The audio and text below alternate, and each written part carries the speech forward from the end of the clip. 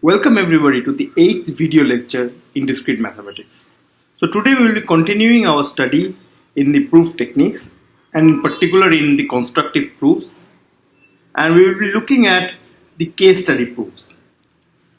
So to recall, we want to prove a statement B from statement A, and there are various proof techniques that can be applied, namely constructive proof, proof by contradiction, proof by contrapositive, induction, counterexample, and existential proof. We will be looking at these various proofs one by one.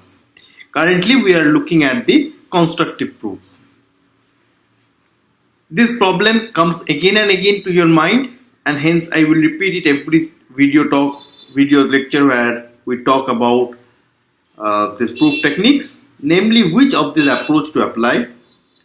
And let me tell it once again that it depends on the problem.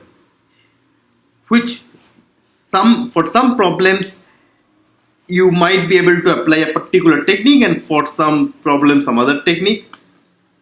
Some problems can be split into smaller problems that can be handled easily, while some problems can be viewed in a completely different way which can help us in understanding the problem easier.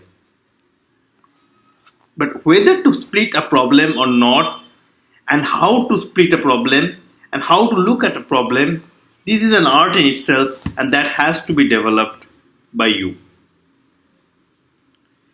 There are some thumb rules that we can provide you. We will be teaching you the various techniques and telling you the thumb rule, but at the end of the day, it is you who have to develop the skill of understanding which problem will require which application. And that can be achieved only by a lot of practice. Now, till now, we have seen things like how to split a problem into two smaller parts if the deduction that we make is an AND. That means if we have to prove A implies B and B can be written as C and D, then A implies B is basically same as saying A implies C and A implies D. So we saw this example which was saying that if B is an odd prime, then 2b square is greater than or equal to b plus 1 whole square, and b square is congruent to 1 mod 4. And applying this particular, splitting this problem into two parts depending on the deduction, we could split it up into two parts. Namely, first part, if b is an odd prime, then b square is congruent to 1 mod 4, and the second part, if b is an odd prime, then 2b square is greater than or equal to b plus 1 whole square. Now moving on, we also saw that there can be redundant assumptions. Namely, there can be some assumptions that are not necessary. Keeping those assumptions can only make the problem more confusing and complicated. So if we can throw them away, it would be a big advantage for us. For example, if we can prove A implies B, and the assumption says that you can assume A and C, then clearly this assumption C is a redundant assumption. So basically the idea is that if A implies B, then A and C also implies B. So if the original problem was actually A and C implies B, then you can safely throw away C and solve the problem of A implies B. That might help you to simplify the problem, make your understanding clearer, and it will be a useful thing to do. Now, which assumptions that are needed and which assumptions are not needed, which assumptions to be thrown and so on, all depends upon your intelligence. In the sense that your experience and intelligence will tell us which one will be required and which one will not be required.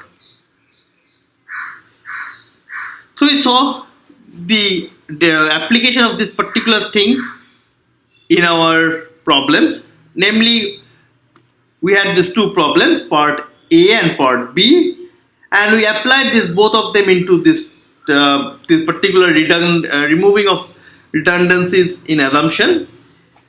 In particular, we looked at what property of the odd prime, given the fact that B is an odd prime, what property of the odd prime do we need in either of the cases? And what we realized is that in the first case, all we need is that B is an odd integer, and second case, all we need is that B is a real number greater than or equal to 3. These are typical examples of problems where redundancies in the assumptions are not required. Now, we continued from here and solved these two problems using direct proofs. So we use direct proof, which is a special case of the constructive proof. And as I told you earlier, constructive proofs have two parts. Part A is what we call as direct proof. That means you directly prove A to B, or in other words, you message A to get B. The second one is case studies, and I will come back to this one particularly in the end of this video lecture. So we had used this direct proof for proving our two problems. So we gave you two problems, namely two problems and two different approaches. The first approach was, okay, work with A, keep on working with A, and whatever else is known to you, and you can output B. You can deduce B by doing a step-by-step deduction. The other option is going in the backward direction. It is because sometimes direct proof can be a bit magical and confusing. We have seen this particular example earlier in the earlier video, where a direct proof is not very clear how to obtain a direct proof. So in that case, we would like to use a backward proof. Now, what is a backward proof? The backward proof is nothing but you start working your way through B. In other words, to prove A implies B, the idea is to simplify B. Can we say, okay, we have to prove A implies B, now what does B mean, and let's keep on simplifying this problem. And basically it turns out that if you can finally prove that B and C are same, in that case A implies B is of course same as saying A implies C. And now that you have simplified C, it might help you to understand or get a full proof of A implies B C directly. So that is the idea of the direct proof. Either you go forward or go backward. So this is what we did till last video. Now in this video, let's start with one more special case that can arise. Namely, sometimes proving something that is stronger can be easier. Now what do we mean by that? Say we want to prove A implies B. But I know that C implies B. So if I can prove A implies C, then I may be able to prove, if I can prove A implies C, then immediately it will imply A implies B. Now the catch is that C can be a much stronger statement than B. It's possible that C is much stronger, so we might not be able to prove A implies C. So I am actually asking you to prove a harder statement to obtain A implies B. But that's what happens sometimes. Namely, sometimes we do come across problems where proving something harder can actually be easier. So let's look at this one example. Say here is an example. It says that if B is a real number and B is greater than or equal to 2, then 2B cube is strictly greater than 3B plus 2. Now how to prove this number? Let's see. So, first of all, we know that b is greater than or equal to 2. That means b cube is greater than or equal to b square. This only follows from the fact that b is greater than or equal to 1 actually. And now, since this is true, therefore 2b cube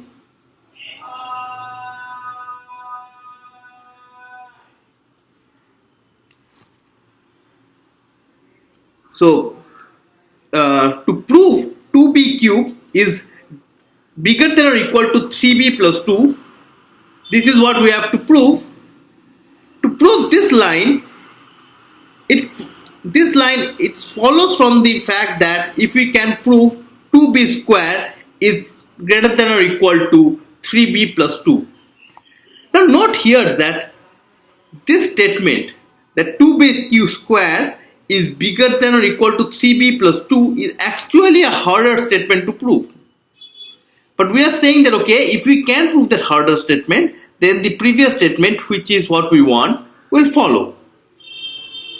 So the implication here is not if and only if, unlike what we saw in the last case where we were removing assumptions, but here we are making the problem or our goal harder and harder. Now to prove 2b square is greater than or equal to 3b plus 2, this is same as, of course, b square plus, now I have just basically taken the b in the other side, so b square plus b square minus b is greater than or equal to 2b plus 2. Now, once again, note that this b square minus b is greater than 0. Why? Again, by the same logic that since b is greater than 2, so b square is greater than b. So b square minus b is greater than 0. That means I can remove this positive term on the right hand side. Sorry, on the left hand side. In other words, I am saying that remove a positive term and still can you prove this statement b square is greater than or equal to 2b plus 2. Again, note that this line is actually a harder line to prove than the previous line. But the reason I am doing it is that this line now, as you can see, looks much more tractable. It doesn't have a cubic expression and it's pretty neat at this point. And as you can kind of guess here, that this is doable in the other words. So this follows from the fact that b minus 1 whole square is greater than or equal to 1, from which it follows that this follows from the fact that if b is greater than or equal to 2, we have the result. Right? So in other words, we could go in the backward direction, or not backward direction, rather we could simplify, make our problems harder and harder and harder, and yet at the end we could get a solution. The reason is that once we made the expression doable, it was easier for us to prove, although the problem as such became harder. So the trick here is that there are hard problems or harder problems, and then there are problems which you can solve. Sometimes solving a harder problem can be easier, and hence converting a simpler problem into a harder problem can mean the actual trick.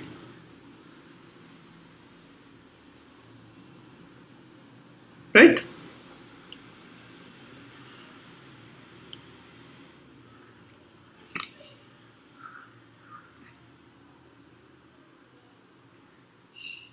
Okay. So moving on.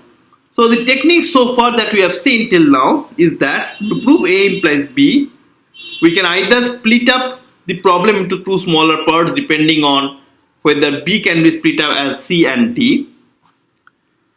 We can see that if we can reduce B or not reduce, we can find out a C which is same as B, then proving A implies B is same as proving A implies C. We also prove that if C implies B and we can prove A implies C, then this is enough to prove A implies B. That means making it harder can be actually easier sometimes.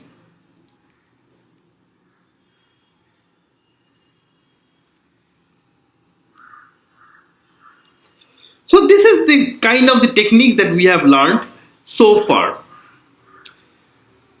Now in the rest of the video, I will be going into a new way of splitting the problem. This depends on splitting it according to the assumptions.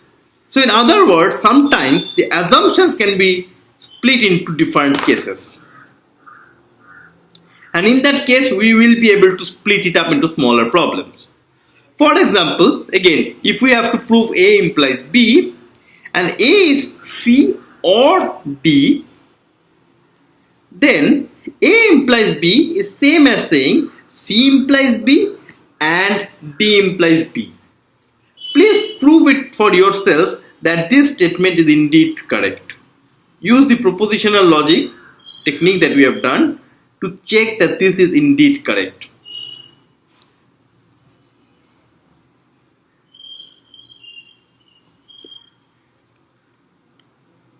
So for example, let's start with this example that we have here. If A and B are two positive integers, then prove that A square minus 4B cannot be equal to 2.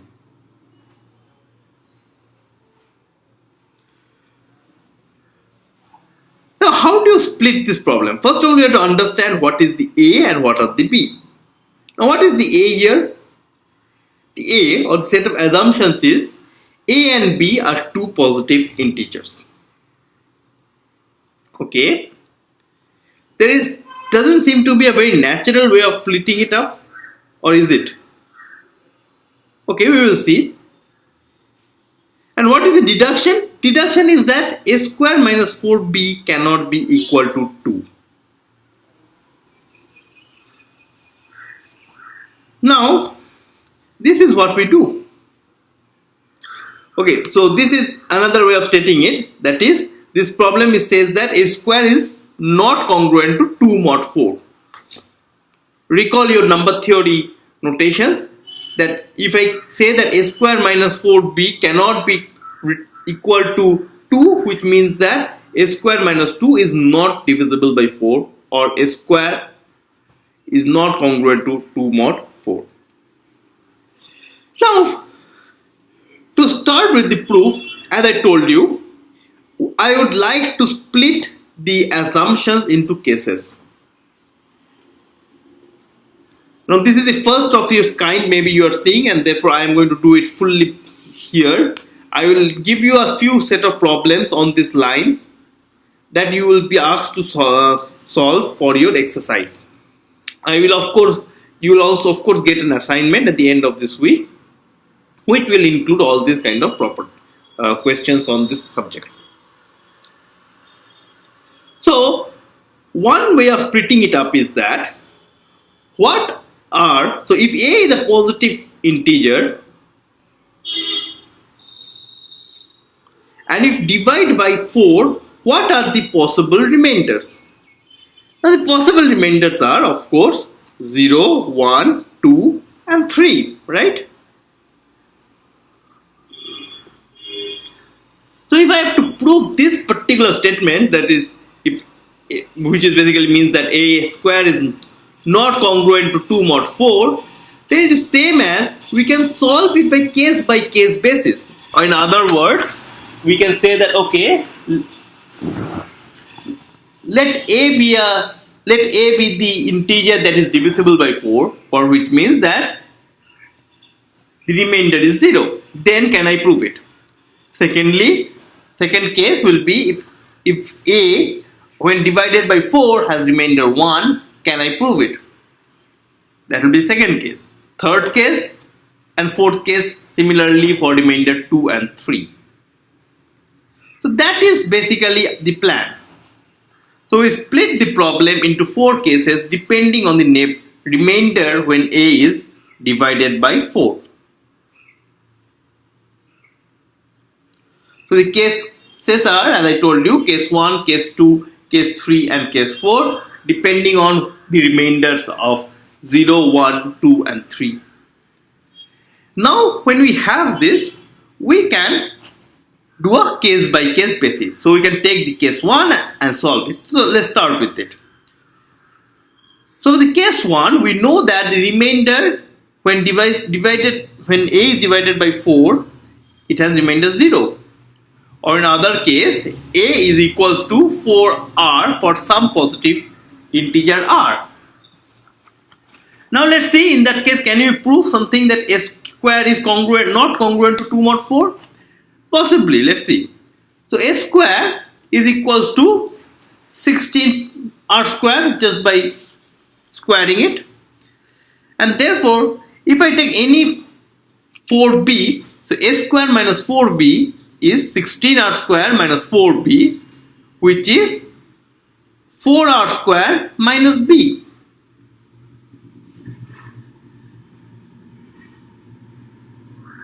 Now, since 4R square minus B is an integer and 4 times an integer can never be equal to 2, therefore 4 into 4R square minus B can never be 2. Or in other words, A square minus 4B cannot equal to 2 in this particular case. So this proves us that if A is divisible by 4, or if A has remainder 0 when divided by 4, then we prove that A square minus 4B cannot be equal to 2. Now you don't need to look at the rest of the video at all. You can just try to solve your problem you can solve the other 3 cases by yourself.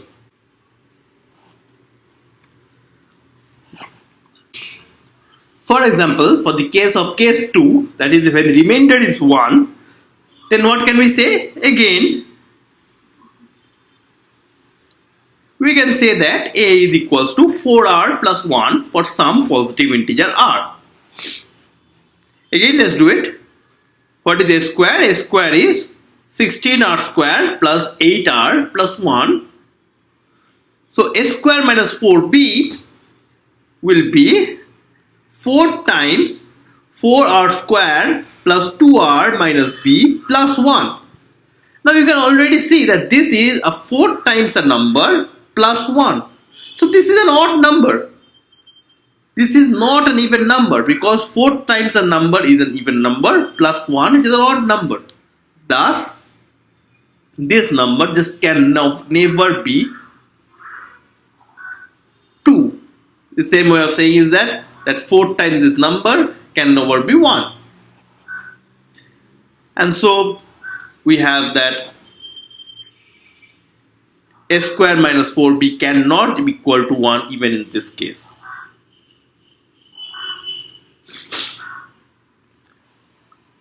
Let's go to the case 3. In the case of case 3, the same thing.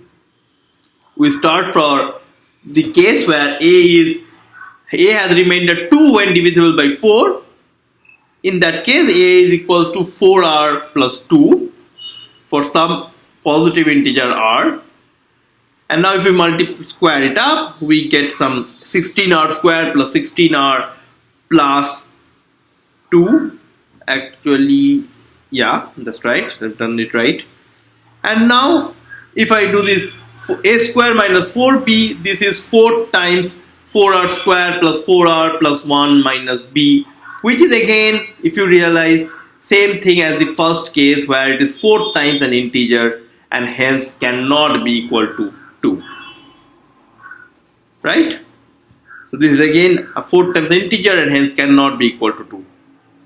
And now this brings us to the last case, which is the case where the remainder is 3. Again here, A is equals to 4r plus 3. So A square is 16r square plus 24r plus 9. Now, here, if I subtract it, you have to break this 9 as 8 plus 1. And then you realize that this is 4 times 4r square plus 6r plus 2 minus b plus 1. Again, it is a 4 times a number, integer, plus 1. And hence, this cannot be equal to 2. Thus, we have broken up into 4 cases, and for each of the cases, we have proved that the statement a square minus 4b cannot be equal to 2. So, this concludes the whole proof. So, to complete the proof, we first ensured that we split up the assumption into 4 cases. Now this is something very important. We had to ensure that these 4 cases are the only cases. Can there be any other cases? No. In this case, it is very easy to convince that there is no other case. So in other words, if A is a positive integer, then when it is divisible by 4, the only remainders left are 0, 1, 2 or 3. Thus we have exhausted all the cases. This is a very important thing to check always in case studies, whether all the cases has been considered. And then we solve the problem in a case by case basis. Right? And we prove that for each of the cases, it cannot be equal to 2. So this is a typical case study problem where we split the assumptions or split the problem depending on the assumptions. We will see more of this particular technique in the next video also. Okay. So this brings us to the end of this video lecture. Thank you.